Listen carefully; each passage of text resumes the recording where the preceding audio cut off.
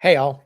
Ron here from Military Images Magazine with a new episode of Life on the Civil War Research Trail. Today's episode begins with a mini bullet, blasted from a musket muzzle.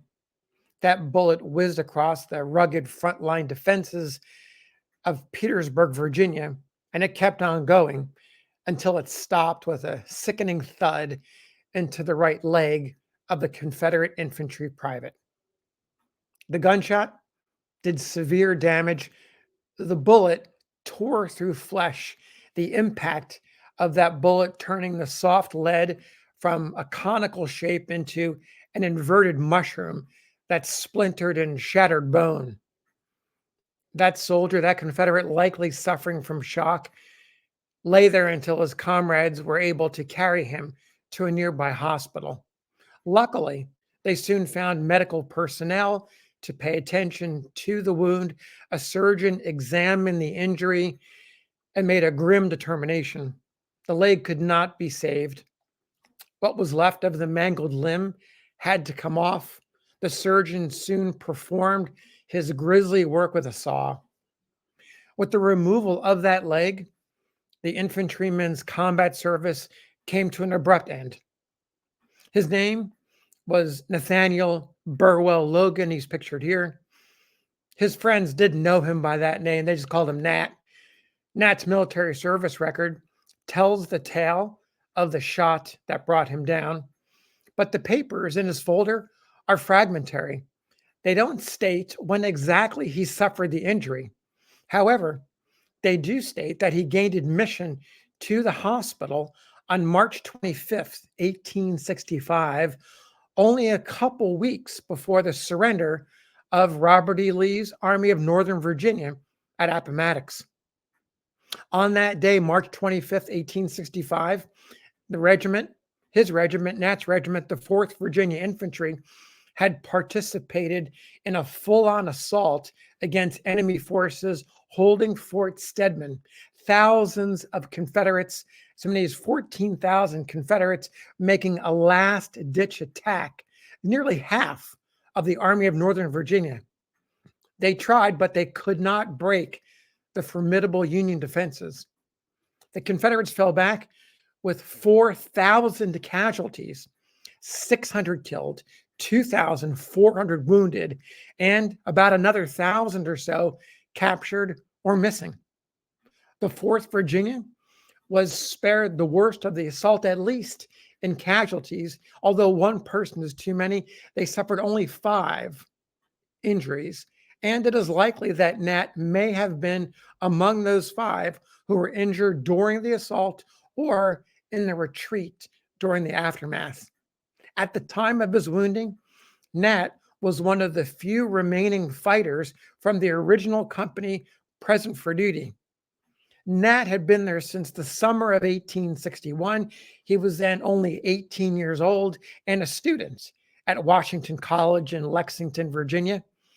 He and a group of his classmates formed a company, the Liberty Hall Volunteers, which became Company I of the 4th Infantry. Nat is pictured here soon after his enlistment, wearing the distinctive uniform of the Liberty Hall Volunteers. You'll notice his hunting shirt, which nowadays people call a battle shirt. The regiment was assigned to a brigade commanded by a relatively unknown former West Pointer named Thomas Jonathan Jackson. Nat and his classmates were no doubt familiar with Professor Jackson before the war, for he walked across their college campus to attend to his daily duties at neighboring Virginia Military Institute. Jackson, of course, would soon be familiar to the nation and the world as Stonewall for his stubborn defense at the First Battle of Manassas. Nat would see much more of Jackson during the war, at least the early part. In the fall of 1861, Nat and the Liberty Hall Volunteers were detailed as headquarters guard for General Jackson. The following spring of 1862, Jackson detailed Nate as a clerk in his Stonewall Brigade. Nate served in this capacity for about 6 months. Then, in October 1862, he left the brigade for special service, which included a clerical position on the corps level. Notice the notepad in Nat's pocket could be related to his clerical work. While Nat toiled behind the front lines, his comrades in the Liberty Hall Volunteers in the 4th fought with distinction until the company and most of the men in the regiment and the Stonewall Brigade were captured at the Bloody Angle during the Battle of Spotsylvania in 1864.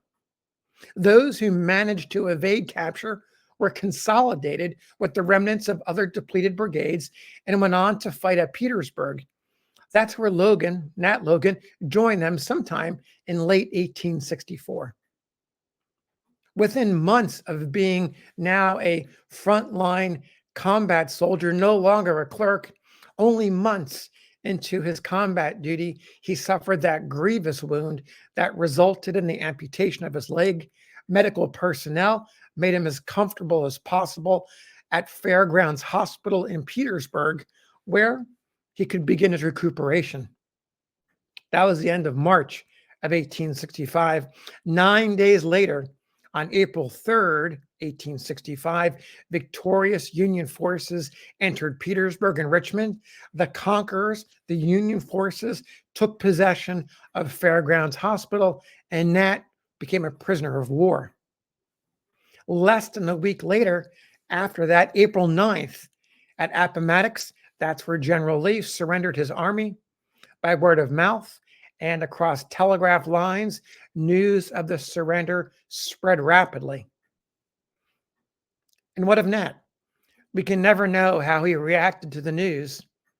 He didn't survive the amputation. He succumbed to his injury 3 days earlier on April 6th. His body was buried hastily on the hospital grounds. He left behind a grieving family in nearby Botetourt County. So thanks for listening.